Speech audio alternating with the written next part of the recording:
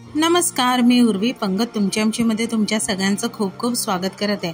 आता गुढीपाडवा जवळ येतोय, म्हणजे काहीतरी गोड व्हायलाच हवं आणि त्या दिवशी श्रीखंड आणि पुरी हे प्रत्येकाच्या घरात बेत असतो।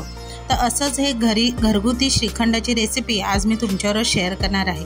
तर चला वेळ न घालवता रेसिपीला सुरुवात करूया। श्रीखंड बनवण्यासाठी आता सुरुवातीला आपण चक्का बनवून घेऊया। आता चक्का करण्यासाठी इथे मी 1 किलो असं ताजं दही वापरलं आहे। दही बिलकुल आंबट असता कामा नये। आता हे गाळण्यासाठी इथे मी एका टोपावर चाळणी ठेवली आहे आणि त्या चाळणीवर कपडा पसरून त्यामध्ये आपल्याला दही घालायचं आहे आणि व्हिडिओत दाखवल्याप्रमाणे त्यातलं सगळं पाणी गाळून घ्यायचं आहे। आता उरलेलं सगळं पाणी निघण्यासाठी त्याची गाठ बांधायची कपड्याची आणि त्यावर खलबत्ता ठेवायचा।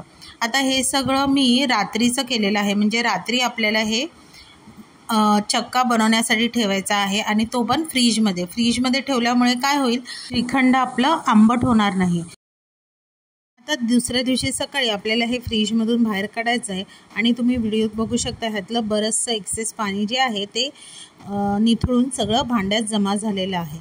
आता हा आपण कपड्यातला चक्का वेगळा करून एका भांड्यात घ्यायचा आणि छान असा हाताने कुस्करून घ्यायचा। आता इथे तुम्ही बघू शकता श्रीखंडासाठी आपल्याला अगदी परफेक्ट असं दह्यापासून घरगुती तयार केलेला चक्का भेटलेला आहे। एकदम मलाईदार, मऊसूत आणि पांढरा शुभ्र असं आपल्याला चक्का इथे भेटलेला आहे। आता काय करायचं, त्यामध्ये आपल्याला आवडीनुसार ह्यामध्ये पिठी साखर ॲड करायची आहे।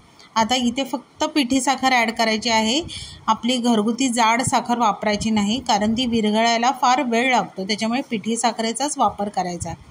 आता इथे मी सुरुवातीला अर्धी वाटी एवढं पिठी साखर घातलेलं आहे आणि तुम्ही हाताने, स्पॅच्युलाने, चमच्याने किंवा बीटरने कशानेही तुम्ही ही मस्तपैकी साखर फेटून घ्यायची आहे।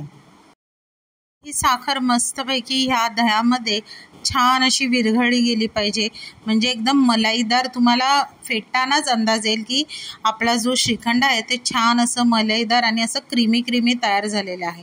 आता ह्या स्टेजला थोडंसं श्रीखंड टेस्ट करून बघायचं, जर तुम्हाला गोड कमी वाटलं तर त्यामध्ये पुन्हा पिठी साखर ॲड करायची। आता ह्यामध्ये मला थोडंसं गोड कमी वाटलं म्हणून मी पुन्हा उरलेली पिठी साखर ॲड केली आणि त्याच पद्धतीने आपल्याला पुन्हा हे फेटून घ्यायचं आहे। आता छान असं हे फेटून झालं की त्यामध्ये आपल्याला काय करायचं आहे, जायफळ वेलचीची पूड ॲड करायची आहे। आता ह्यामध्ये मी अर्धा चमचा एवढं जायफळ आणि वेलचीची पूड ॲड केली आहे। ते ॲड करून आपल्याला हे छान असं मिक्स करून घ्यायचं आहे। आता ह्यामध्ये जर तुम्ही थोडंसं आंब्याचा रस टाकला तर तुमचा आम्रखंडसुद्धा तयार होईल। आता हे चांगलं श्रीखंड मिक्स करून झालं की बघा अशी कन्सिस्टन्सी हवी, म्हणजे अगदी कोणाला तुम्ही ताटात वाढलं ना की सहज ते पडलं पाहिजे चमच्यापासून। आता तुम्हाला आवडत असेल तर त्यामध्ये ड्रायफ्रूटसुद्धा मिक्स करू शकता, पण मी इथे मात्र वरून आवडीनुसार ड्रायफ्रूट्स घातलेले आहेत। आता हे एका बाउलमध्ये काढून घ्यायचं आणि आपल्या आवडीनुसार ह्यामध्ये ड्रायफ्रूट्स घालायचे आणि आपल्याला मस्त गरम गरम पुरीबरोबर हे थंडगार श्रीखंड खायला तयार झालेलं आहे। तर तुम्ही या पाडव्याला माझी नक्की ही रेसिपी घरी ट्राय करून बघा। रेसिपी आवडली तर रेसिपीला लाईक करा, शेअर करा, कमेंट करा। चॅनलवर नवीन असाल तर चॅनलला सबस्क्राईब करा आणि अशाच नवीन व्हिडिओच्या नोटिफिकेशनसाठी बेल आयकॉनला प्रेस करायला विसरू नका। आणि गुढीपाडव्याच्या तुम्हाला खूप खूप शुभेच्छा।